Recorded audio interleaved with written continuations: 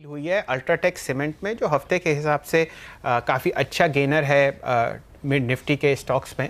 आपकी कोई राय? UltraTech cement में इस वक्त 75 रुपये ऊपर चल रहा है, लगभग 4155 रुपये पे।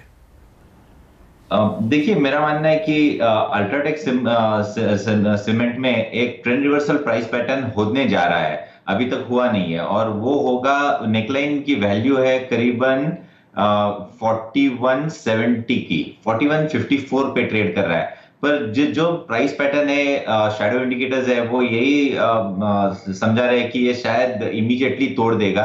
अंडर करंट सीमेंट काउंटर में बहुत स्ट्रांग है और ये काउंटर एक बार 4170 की निकल जाए तो फिर ये ट्रेंड रिवर्सल प्राइस पैटर्न, जिसको हम इन्वर्टेड हेड एंड शोल्डर्स कहते हैं, वो उसका टारगेट करीबन 4700 के करीब आता है। तो काफी अच्छी अपसाइड, और 20 रुपए बढ़ेगा तो मिल जानी चाहिए। ये एक बार इसके लेवल क्रॉस करेंगे तो मैं बिल्कुल हाथ करूंगा फ्रेश बाय के लिए। ओके, तो यह कॉल अल्ट्राटेक सीमेंट पे। ऐसे ही और भी कई शानदार स्टॉक्स जिन पर हम कॉल लेंगे, लेकिन एक बार इंडेक्स पर नजर डाल लेते हैं, क्योंकि आज आप देखिए इंडेक्स ऐसे तो हरे निशान पे है, निफ्टी हो या बैंक निफ्टी हो, थोड़ा इंडिसाइसिवनेस, थोड़ी उतार चढ़ाव देखने को मिल रहा है। लेकिन नेट अब जबकि दिन के आखिर पे हम आ चुके हैं, इस समय आपके सामने ये जो चार्ट है ये डेली चार्ट है, और इसमें एक जो खास चीज़ आप देख रहे हैं, पिछले 2 दिनों में हमने दरअसल पिछले हफ्ते का हाई और लो जो है वो पिछले 2 सेशंस में ही बना। बुधवार को हमने हाई बनाया और गुरुवार को हमने लो बनाया। आज हम उसके बीच में कहीं हैं, पिछले सेशन का लो हमने तोड़ा नहीं है। लेकिन अगर आप इसके साथ साथ यहाँ पर इंट्राडे चार्ट्स देखें, अगर आप इसके ऑसिलेटर्स पे नज़र डालें, कुछ दूसरे पैरामीटर्स पे नज़र डालें, तो ऐसा लग रहा है कि धीरे धीरे खरीदारी का पलड़ा भारी हो रहा है। सिर्फ एक ही दिक्कत है, वो ये कि बैंक से मदद नहीं मिल रही है। लेकिन निफ्टी पे ऐसा लगता है कि खरीदारी के संकेत इस समय नजर आए हैं। तो आप करीबन 11600 के स्टॉप लॉस के साथ तेजी का ट्रेड ले सकते हैं। 11660 ये बहुत ही अहम लेवल है। इसके ऊपर अगर हम निकल पाए तो फिर 11710 तक के टारगेट नजर आएंगे और फिर हम दोबारा कोशिश करेंगे 11760 की तरफ जाने की। लेकिन ये जो 11660 का लेवल है वो काफ़ी अहम है। अगर आज आप इसके ऊपर बंद हो जाते हैं तो आप अपनी तेज़ी की पोजीशन कॉन्फिडेंस के साथ लेकर जा सकते हैं। तो आज आखिरी घंटे 1.5 घंटे के दौरान मेरी नज़र इसी लेवल पर होगी, 11660। इसके ऊपर हम क्लोजिंग दे पाते हैं या नहीं, तो बुल्स और बेयर्स के बीच में एक इंटरेस्टिंग टसल आपको आखिरी घंटे 1.5 घंटे के दौरान इस लेवल को हासिल करने या बचाने के लिए देखने को मिलेगी। लेकिन खरीदारी के मौके ज़रूर नज़र आते हैं। और अगर आप थोड़ा लंबा ट्रेड लेने के बारे में सोच रहे हैं तो पोजिशनली नीचे की तरफ 11550 के आसपास आपको स्टॉप रखना चाहिए। तो मुझे लगता है कि अब वॉलेट नहीं होगा अगर किसी वजह से सोमवार को आपको उतार चढ़ाव भी देखने को मिला।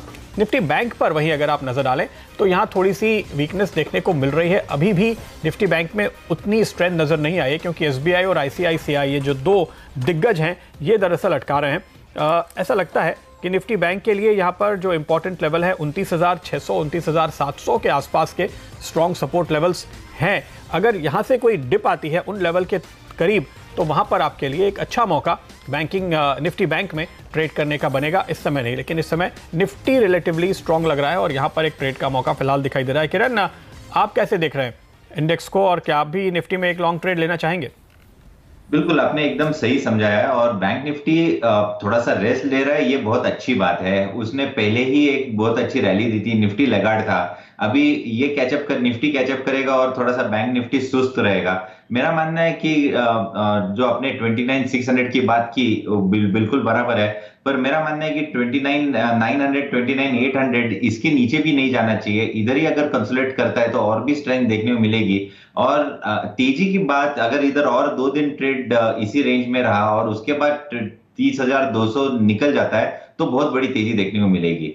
वैसे ही अगर हम निफ्टी की बात करें तो निफ्टी में मुझे लगता है कि स्ट्रेंथ आपको देखने को मिलेगी जब ये 11,660 क्रॉस करेगा। आज भी 2 बार इसने प्रयास किया उसको क्रॉस करने में, पर कामयाबी हासिल नहीं हुई। पर एक बार 11,660 निकल जाए तब अच्छी खासी अप मूव देखने को मिल जाएगी।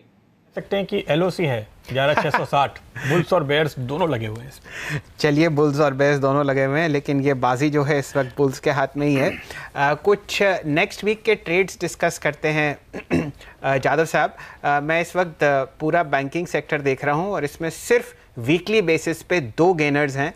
बैंक ऑफ बड़ौदा मात्र 0.4% का गेन, और साउथ इंडियन बैंक लगभग 2% ऊपर वीकली बेसिस में। बाकी जितने भी बैंक्स हैं, आप कोई सा भी ले लीजिए, चाहे इलाहाबाद बैंक, चाहे कोटक बैंक, चाहे ओरिएंटल बैंक, चाहे पीएनबी, इसमें काफ़ी गिरावट देखी जा रही है। अगले हफ्ते के लिए कोई अगर आपको mid cap banking stock long करना हो तो आप क्या पसंद करेंगे, और बीओबी और साउथ इंडियन बैंक क्या उसमें शामिल हैं? बिल्कुल, बीओबी में बहुत इंपॉर्टेंट सपोर्ट 124 के करीब है, सो 129 पे ट्रेड कर रहा है। 19 ये सपोर्ट टेस्ट करने के लिए आ सकता है। अगर ये लेवल्स आते हैं तो बिल्कुल बाय करके चलना चाहिए। 120 का स्टॉप लॉस रहेगा, पर इमीडिएटली एक्सपेक्ट नहीं करना चाहिए कि इधर bank of Baroda out perform करेगा। मेरा मानना है कि जैसे मैं अभी थोड़ी देर बाद पहले कह रहा था कि बैंकिंग सेक्टर थोड़ा सा सुस्ताना चाहिए, थोड़ा सा रेस्ट लेना चाहिए। बहुत भागा था, इतने भागने के बाद अगर थोड़ा सा रेस्ट लेता है तो अच्छी बात है। अगर ब्रीदर लेता है तो वापस एक बार क्रॉस कंट्री भागने के लिए तैयार हो जाएगा। तो मेरा मानना है कि अपसाइड आपको बिल्कुल देखने को मिलेगी। अगर आप 2 हफ्ते 3 हफ्ते की बात करते हैं तो 145 150 के लेवल्स आपको बैंक ऑफ बड़ौदा में देखने को मिलेंगे। साउथ इंडियन बैंक में मेरा मानना है कि इधर काफी अच्छा ट्रैक्शन देखने को मिल रहा है। वर्स्ट केस सिनेरियो ये नीचे में करीबन 16 रुपए 50 पैसे तक आ सकता है, इसके नीचे नहीं। तो ये एक इंपॉर्टेंट सपोर्ट है, इसके नीचे आपके स्टॉप लॉसेस होने चाहिए। और टारगेट्स के लिए मैं मानता हूं कि ये 18.5-19 के लेवल्स जब बैंक निफ्टी वापस एक बार लाइमलाइट में आएगा तब दिखाएगा। सर्वेंद्र हमारे साथ जुड़ चुके हैं। सर्वेंद्र, देखिए इस मार्केट में मिड कैप बैंक्स की जो बात हो रही है, आंध्रा बैंक पर आप एक बार नजर डालें। इस सोमवार से हमारे रडार पे है, हमने यहाँ पर तेजी का कॉल लिया था, और देखिए इस कमजोर हफ्ते में ये स्टॉक 8% के रिटर्न आपको दे रहा है। कैसे देखते हैं आप इस शेयर के मूव को, और क्या आपको लगता है ये सरकारी बैंकों में रिलेटिवली बेहतर है जहां दाव लगाएंगे? नमस्कार शैल जी को भी और आपको भी, और उससे पहले आंध्रा बैंक से पहले मैं सीएनबीसी परिवार और सीएनबीसी के सारे दर्शकों को गुड़ी पड़वा की हार्दिक शुभकामनाएं देना चाहता हूं। और आई थिंक नया साल फिर अच्छे से शुरुआत हो रही है और ग्रीन बार्स के ऊपर शुरुआत हो रही है, तो आई थिंक ये मूव कंटिन्यू रहना चाहिए। जहां तक रही आंध्रा बैंक की बात, आई थिंक अपने लॉन्ग टर्म एवरेजेस के आसपास लास्ट 4-5 दिन से कंसोलिडेट कर रहा है। वॉल्यूम्स ड्राई डाउन हो गए और उससे समझ में आ रहा है कि कंसोलिडेशन ही है, और ये 4-5 दिन से जो चल रहा है ये सेलिंग नहीं है। और 200 डे के आसपास जिस तरह से एक फ्लैग का पैटर्न बना रहा है, आई थिंक भले एक दो दिन और ले ले, लेकिन ये फ्लैग अल्टीमेटली जब ऊपर में रिजॉल्व होगा तो आई थिंक 34 के जो हाइज रखे थे उनका भी ब्रेकआउट हो जाएगा। और मेरा मानना है कि 37 से 38 तक के लेवल्स ये छुएगा। 10 से 15 सेशन ले सकता है, बट आई थिंक यहाँ पे हम 37-38 के टारगेट को लेके चलें। 1 या 2 दिन में रिवर्सल्स दिख जाएंगे, उस समय एक क्लियर ट्रेड बन जाएगा। फिलहाल अगर यहाँ से भी अगर कोई लेता है तो आई थिंक 26 रुपए के नीचे अगर स्टॉप लॉस रख के लें तो आई थिंक ट्रेड बनता है। ओके, तो यहाँ पर ट्रेडिंग का मौका जरूर बनता है आपको। यहाँ से भी अच्छी कमाई करीबन 20% के आसपास होगी, ये राय आ रही है। इस बीच